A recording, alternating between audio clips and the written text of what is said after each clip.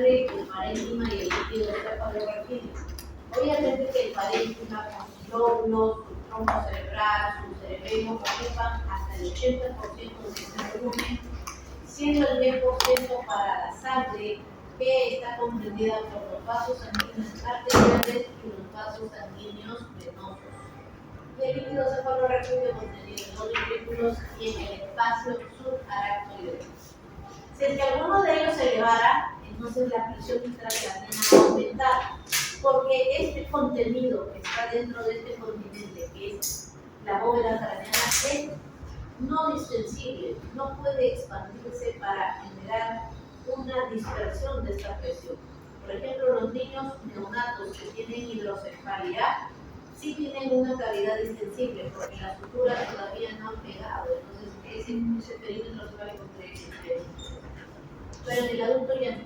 Entonces, esa cavidad craneana no distensible aumentará dentro su presión si alguno de ellos aumentara. ¿Ya? El valor normal de la presión intracraneana va de 5 hasta 15 milímetros de mercurio. Acá vemos un ejemplo cómo es que al comienzo tenemos esta cavidad ocupada por la sangre venosa, la sangre arterial, el cerebro y el líquido cefalorraquídeo. Si hubiera algo que estuviera ocupando un espacio aquí, por ejemplo, una masa de un tumor cerebral, una hemorragia en el cerebro, entonces va a ocupar un espacio, un volumen. Vamos a tener compensaciones. Primero, la primera compensación siempre es el líquido cefalorraquídeo. Vamos a ver ventrículos más pequeños. Y la segunda compensación más importante es el drenaje venoso hacia las venas yugulares. Esto va a mantener la presión dentro de valores normales, pero si esta masa seguiría creciendo y seguiría creciendo, entonces ya empieza a haber una descompensación y la presión intracraneana va a ir en aumento. Ya no se va a quedar de 5-15, sino va a empezar a aumentar. Cuando la presión intracraneana supera los 25 milímetros de mercurio, que podemos ver en esta imagen, ya los mecanismos compensatorios funcionan cero y se dispara la presión, siendo esto mortal para el paciente. ¿Qué causa la hipertensión hemocraneana en un ser humano? Puede ser, por ejemplo, que algo ocupe el parénquima, por ejemplo, que el parénquima cerebral tenga un edema celular, edema citotóxico. Vamos a ver. Un edema vasogénico, los vasos sanguíneos de todo el parénquima se dilatan y eso genera un edema vasogénico. Bueno, de una zona del cerebro. Que haya líquido cefalorraquídeo en aumento, una hidrocefalia, pues, y masas patológicas, un tumor en el lóbulo temporotemporal, frontotemporal, frontotemporoparietal, un absceso cerebral biógeno por el paroscopo, un absceso traumatotuberculosis que ocupe un espacio y eso genera aumento de la presión.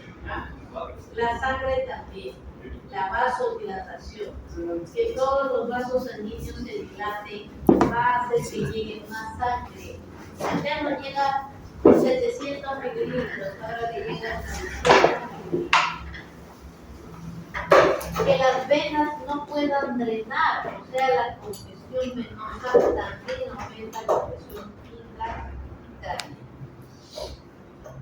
La presión intracraneana, por la causa que fuera, porque tengo un coágulo de sangre, porque tengo un absceso, un tumor, puede generar en este cerebro una consecuencia que se llama la herniación. En la herniación, una parte del cerebro o del parénquima se va a ir fuera de su sitio, se desplaza. Por ejemplo, si yo tuviera un acúmulo, acá le ponen un hematoma sutural. Está generando compresión del lóbulo frontal en su circunvolución frontal superior. Está generando una hernia subfacial, debajo de la cual se está herniando. Hay distintos tipos de herniaciones por aumento de la presión intracraneana. Por ejemplo, la amigdalar. Si yo tuviera una cerebrohemorragia aquí, que aumentara la presión dentro del cuerpo interior, generaría que se hernie la amígdala y por ende comprime el bulbo raquídeo y parte de la cerebro, muy grave y muy complicada. Otra herniación importante es la herniación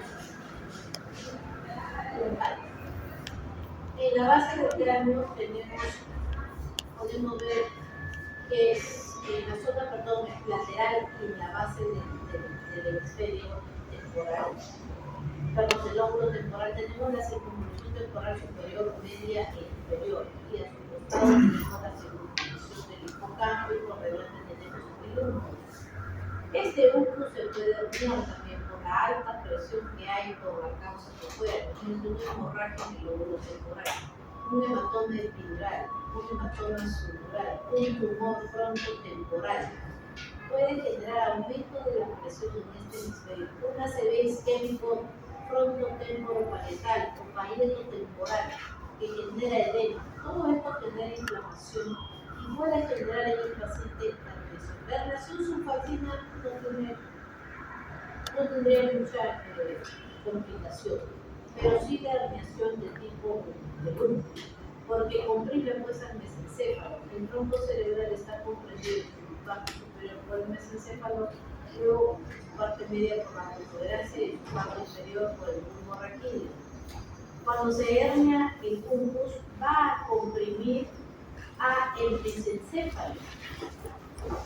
Este mesencéfalo, de él nacen algunos pares craneales. Por su parte posterior, por ejemplo, salen cruzados el cuarto par craneal. Pero por la fosa interpeduncular, en su cara anterior, vemos la